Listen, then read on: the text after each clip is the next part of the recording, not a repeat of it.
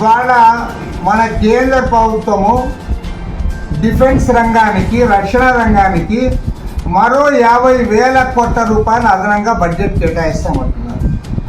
దాదాపు 7 లక్షల కోట్ల రూపాయలు ఇవాళ యుద్ధ రంగానికి, డిఫెన్స్కి కేటాయిస్తామంటున్నారు. ఓకే, ఎందుకు కేటాయిస్తున్నారు? మీరు ఏం చేయడానికే నేను అడుగుతా ఉన్నా. మీకు అసలు డిఫెన్స్ అన్నా మీకేం గౌరవంలే, అసలు మీకు గౌరవమే లేదు. మీ బీజేపీ నాయకులు, ఎంపీలు, మంత్రులు, ఉప ముఖ్యమంత్రి ఒక ఆయన, వారందరూ ఏమంటా ఉన్నారు? అందరు ఈ సైన్యము, ప్రజలు అందరూ కూడా నరేంద్ర మోడీ కాళ్ళకు మొక్కాలని చెప్తా ఉన్నారు. ఎందుకు మొక్కాలో చెప్పమని నేను అడుగుతా ఉన్నా. ట్రంప్కు లొంగిపోయినందుకు మొక్కాలనా? అమెరికా వాడు చెప్తే వాడికి గులాములు అయినందుకు మీకు మొక్కాలనా?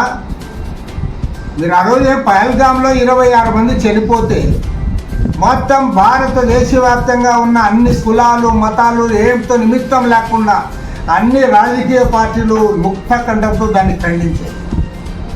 టెర్రరిజాన్ని తుదముట్టించాలన్నాం, అందరం కూడా చెప్పాం. మీరు టెర్రరిజాన్ని తుదముట్టించాలంటే పాకిస్తాన్తో యుద్ధం అన్నారు, యుద్ధం చేస్తామన్నారు.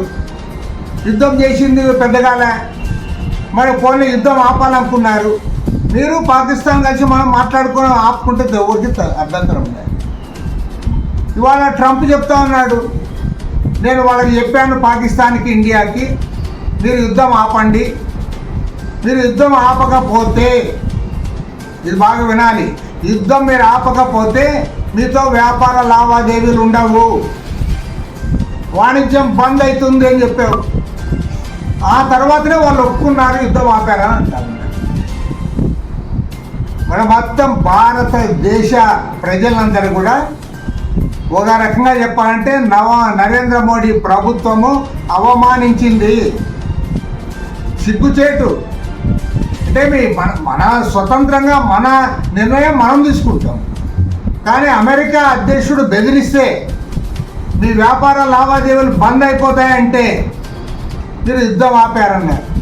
మరి దానిపై నరేంద్ర మోడీ మాట్లాడే, అమిత్ షా మాట్లాడరే, మరి తిరంగా యాత్ర జెండా పట్టుకుని తిరిగే చంద్రబాబు నాయుడు మాట్లాడు. ఆయన దానికి కాని దానికి మోడీకి డబ్బా కొడుతా ఉన్నావు, డబ్బా మోడీ అంటున్నావు. మరి ట్రంప్ చెప్తే యుద్ధం ఆపితే మరి చంద్రబాబు ఖండించు, ట్రంప్ కరెక్ట్ కాదని. మోడీ మాట్లాడు.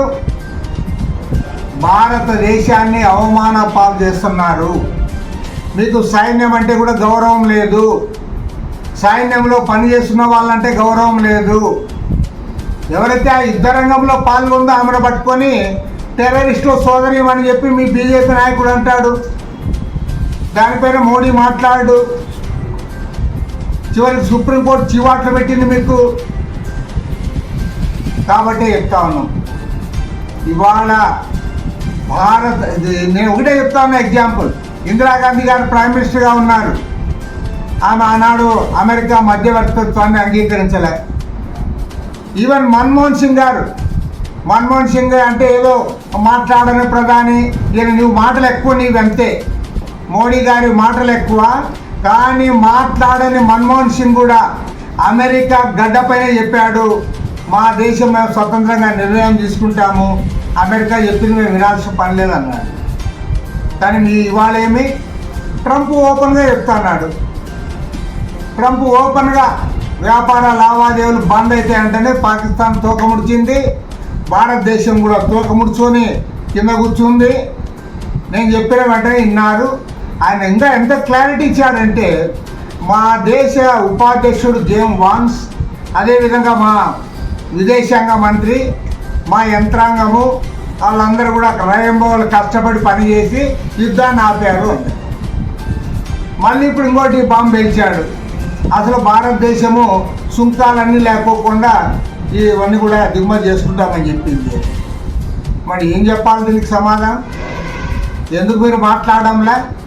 మోడీ మరి అంత బ్రహ్మాండంగా మైకుల్లో మాట్లాడే ఆయన ట్రంప్ యొక్క వైఖరిని ఎందుకు ఖండించడం లేదు?